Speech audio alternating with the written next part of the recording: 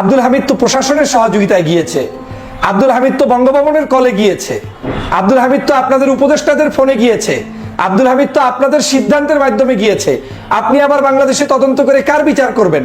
জনগণের সাথে এই সকল প্রতারণা, এই সকল রহস্যময় কথাবার্তা বলার দরকার কি আছে আপনাদের? আপনারা জুলাই বিপ্লবটাকে ধ্বংস করে দিয়েছেন। বাংলাদেশের মানুষের চাহিদা কি সেটা আপনারা বুঝতে অক্ষম হয়েছেন। আপনারা আব্দুল হামিদকে বাংলাদেশ থেকে অন্য দেশে যাওয়ার সুযোগ করে দিয়ে এখন আবার বলছেন হামিদকে এই দেশ থেকে অন্য দেশে যাওয়ার সুযোগ যারা করে দিয়েছে তাদেরকে আইনের আওতায় আনবেন। আপনি আইনের আওতায় আনবেন বাংলাদেশের প্রেসিডেন্ট ভবনের কোনো একজন নির্দেশদাতাকে, আপনি আইনের আওতায় আনবেন আপনি আপনার নিজেকে, আপনি আইনের আওতায় আনবেন আপনি আপনার উপদেষ্টা মন্ডলীদেরকে। কি সব কথা বলে, কি আজগুবি মন্তব্য করছেন আপনারা। একজন সাবেক প্রেসিডেন্ট বাংলাদেশ থেকে যাচ্ছে, এটা আবার আপনাকে তদন্ত করে তারপরে নিশ্চিত হতে হবে কে অর্ডার দিয়েছে কে দেয়নি। আহাম্মক মনে করেছেন আমাদেরকে? বাংলাদেশের মানুষ কি কিছুই বোঝে না? গরু ছাগল মনে করছেন তাদেরকে যে যা খাওয়াবেন তাই খাবে? এটা কোনো সাধারণ নাগরিক নয়, এটা কোনো ছাত্রলীগের ওয়ার্ড পর্যায়ের কর্মী নয় যে কিভাবে পালিয়ে গিয়েছে আপনি তদন্ত করবেন। বাংলাদেশের সর্বোচ্চ এই আওয়ামী লীগের আমলে সবচেয়ে বেশি সময় ধরে যেই ব্যক্তি প্রেসিডেন্ট ছিলেন সেই আব্দুল হামিদ, একজন যিনি খুনের আসামি, তিনি পালিয়ে গিয়েছেন। আর আপনি বলছেন কারা পালিয়ে গিয়েছে, কিভাবে পালিয়ে গিয়েছে, এর প্রত্যেককে আইনের আওতায় আনা হবে। আপনি কাকে আইনের আওতায় আনবেন? ধান্দাবাজির একটা সীমানা থাকা দরকার। বাংলাদেশের জনগণের সাথে প্রতারণার একটা সীমানা থাকা দরকার। জনগণ 2000 মানুষের রক্তের বিনিময়ে জুলাই বিপ্লব সাধিত করেছে।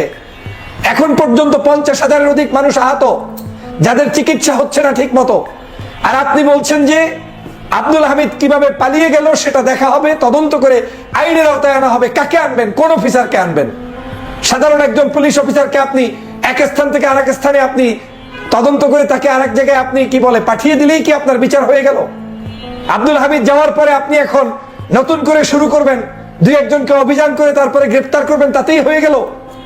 আমি আজকের সকালের ভিডিওতে বলেছিলাম যে আব্দুল হামিদকে পাঠানোর আগে আপনাদেরকে দেখা উচিত ছিল বাংলাদেশের যেই মানুষগুলোর উপরে জুলুম হয়েছে, অত্যাচার হয়েছে, নির্যাতন হয়েছে, দেশনেত্রী বেগম খালেদা জিয়ার উপরে হয়েছে, জামাতের নেতৃবৃন্দের উপরে হয়েছে, চরমনের পীরের উপরে হয়েছে, বাংলাদেশের সমগ্র রাজনৈতিক দল একসেপ্ট সামান্য চিকিৎসার জন্য যেতে পারে নাই বিদেশে।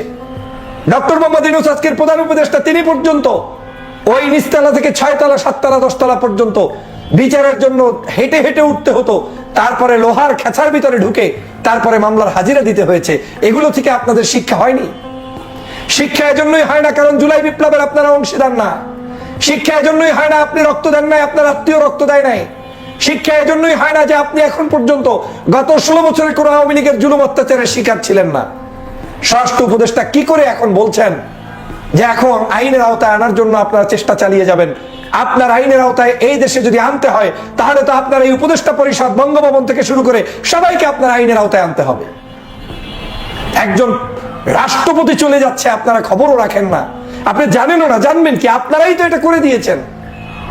আপনার অনুমতি ছাড়া, স্বরাষ্ট্রমন্ত্রী উপদেষ্টার অনুমতি ছাড়া, আইন উপদেষ্টার অনুমতি ছাড়া, একজন বঙ্গভবনের অনুমতি ছাড়া এরকম একজন রাষ্ট্রপতি তিনি যেতে পারেন? একজন রাষ্ট্রপতি তিনি চিকিৎসা নিতে গেলে পর্যন্ত, বাসায় থাকলে পর্যন্ত তার সমগ্র তথ্য এই রাষ্ট্রের প্রত্যেকের কাছে আছে। তিনি মৃত্যুর আগ পর্যন্ত আপনাদের হাই সিকিউরিটির ভিতরে আছে।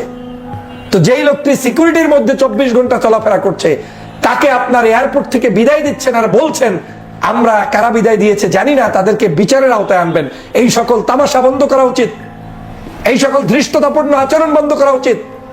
জনগণের মধ্যে নতুন করে আমার মনে হচ্ছে যে একটি দেশ একটু ঠান্ডা ছিল, পরিস্থিতি একটু সুষ্ঠু ধারায় যাওয়া ধরছিল, সেটার মধ্যে আবার কার কোন কারণে ষড়যন্ত্রের অংশ হিসেবে এই আব্দুল হামিদকে আপনারা এখন আবার দেশ ত্যাগ করালেন। এভাবে করে আওয়ামী লীগের সব খনিগুলো দেশ থেকে পালিয়েছে, কাউকে দেশ ত্যাগ করানো হচ্ছে, কাউকে আরামায়েশে এখনো থাকার সুযোগ করে দেওয়া হচ্ছে। অথচ জুলাই বিপ্লবের পরে প্রত্যেককে গ্রেপ্তার করে আইনের আওতায় আনা উচিত ছিল। এখন পর্যন্ত আওয়ামী লীগের সেই সময়ের যত ধরনের অপরাধী কাউকে সঠিকভাবে গ্রেপ্তার করা হয় নাই। কিছু মানুষকে নামকা অস্তে গ্রেপ্তার করা হয়েছে, তার মধ্যে অনেকে আছে বয়স হয়ে গিয়েছে, হাঁটতে পারে না, চলতে পারে না। অনেকে আছে আওয়ামী লীগ করে কিন্তু অপরাধের মাত্রাটা ওই ওবায়দুল কাদের ষষ্ঠ পররাষ্ট্র মন্ত্রীদের মতো, শেখ হাসিনার মতো হয়তো নেই। তা আপনাদেরকে দেখানোর জন্য মূলত তাদেরকে ঢুকিয়েছে, তাদেরকে বিচারের জায়গায় গেলে তারা মাপ পেয়ে যাবে। আর অপরাধীগুলোকে যারা মাপ পাবে না তাদেরকে দেশ ত্যাগ করানো হয়েছে কৌশলে, তাদেরকে বিভিন্ন জায়গায় আটকানো, মানে গোপনে রাখা হয়েছে কৌশলে।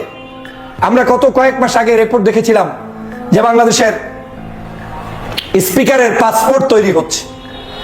কয়েক মাস আগে দেখলাম ওবায়দুল কাদের চলে গিয়েছে। কয়েক মাস আগে দেখলাম পররাষ্ট্রমন্ত্রী চলে গিয়েছে। আওয়ামী লীগের সকল সিনিয়র নেতারা সব চলে গিয়েছে। এখন ভণ্ডামি করছেন কার সাথে? কাকে আপনি এখন নতুন করে গ্রেফতার করবেন বলেন? গত 14 বছরের যে সকল নির্বাচন কমিশনের কমিশনাররা অবৈধভাবে নির্বাচন পদ্ধতি কলুষিত করেছে, তারা এখন পর্যন্ত গ্রেফতার হয়নি। বাংলাদেশের কোন দুর্নীতিবাজ, দুষ্কৃতিবাজ যারা এই জুলাই বিপ্লবের সময় মানুষদেরকে হত্যা করেছে, তারা গ্রেফতার হয়নি। আর আপনি এখন নতুন করে আবার দেখাচ্ছেন যে এই আব্দুল হামিদ কিভাবে গেল, আইন দেখা হবে। আব্দুল হামিদ কিভাবে গিয়েছে আপনি জানেন না? রাতের বেলা আপনি জানেন না যে বাংলাদেশের একজন প্রেসিডেন্ট বাংলাদেশ থেকে বের হচ্ছে?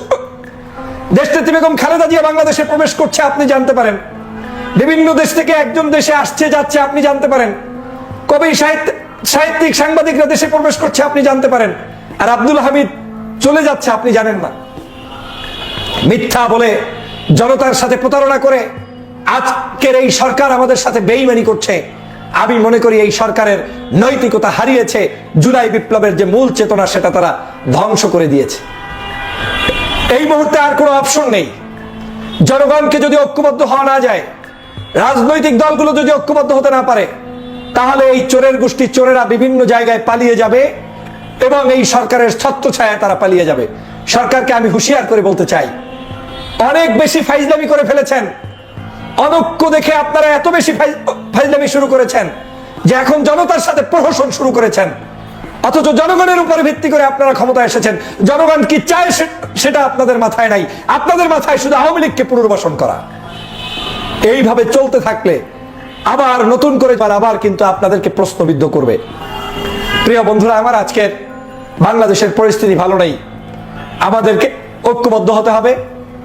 এই উপদেষ্টা পরিষদে যারা আছে, আমি বহুবার বলেছি, একজনের মধ্যেও সেই জুলাইয়ের চিন্তা চেতনা নেই। চেয়ার পাওয়ার পরে সবাই যার যার মতো ব্যস্ত হয়ে পড়েছে, যার যার মতো কাজে ব্যস্ত। একটু বিপদে পড়লে ফেসবুকে পোস্ট করে আর বলে যে আমরা এই কারণে পারছি না, ছাত্র আছে মাত্র 2 জন, আমরা কি করব। আর অনৈক্য বিস্তারের জন্য ওনাকে ফেসবুকে 24 ঘন্টা লেখালেখি করতে থাকে। বাংলাদেশের রাজনৈতিক দলগুলোকে শত্রু বানানোর জন্য ওনারা ওনাদের মতো মন্তব্য করে, ওনারা নিজেরা দল গঠন করে, ওনারা যা ইচ্ছা তাই করে। আর যখনই বিপদে পড়ে তখন বলে যে আমরা কিছু জানি না, আমরা ছাত্র মানুষ, আমরা মাত্র 2 জন। আপনারা 2 জন পদত্যাগ করে বের হয়ে যান, রাস্তায় নেমে আসুন। তারপরে মানুষের কাতারে দাঁড়িয়ে সরকারের বিচার চান। যারা যারা অপরাধী তাদেরকে গ্রেফতার করতে সবাই নেমে আসুন। আপনাকে ওখানে থেকে করতে বলছে কে, যদি কিছু করতে না পারেন। আর মানুষের মধ্যে অনৈক্য তৈরি করে দিবেন, বিভিন্ন রাজনৈতিক দলগুলোকে বিতর্কিত করে দিবেন, জামাতকে যুদ্ধাপরাধী বানিয়ে দিবেন, বিএনপিকে চোর ডাকাত বানিয়ে দিবেন, অন্য দেশপ্রেমিক রাজনৈতিক দলগুলোকে অপরাধী বানিয়ে দিবেন। নির্বাচনের কথা বললে আপনি অসুস্থ হয়ে পড়বেন। বিভিন্ন ধরনের মন্তব্যগুলোর বিরুদ্ধে আপনারা কথা বলবেন। আর আপনারা এখন যখন এই ব্যাপারে প্রশ্ন তোলা হয় তখন আপনারা চুপ করে থাকেন, তখন আপনারা মন্তব্য করেন। এটা হতে পারে না প্রিয় ভাইরা আমার।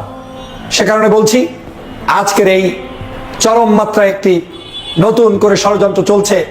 এই ষড়যন্ত্র থেকে আমাদেরকে রুখতে হবে এবং সবাইকে ঐক্যবদ্ধভাবে এই ষড়যন্ত্র মোকাবেলা করে এই ষড়যন্ত্রের পাড়ি দিয়ে আবার দেশ গঠন করার জন্য সবাইকে এক হতে হবে। এই সকল ষড়যন্ত্রের হাত থেকে যদি দেশকে আমরা রক্ষা করতে না পারি, তাহলে আমাদের এই প্রিয় মাতৃভূমি নষ্ট হয়ে যাবে, ধ্বংস হয়ে যাবে।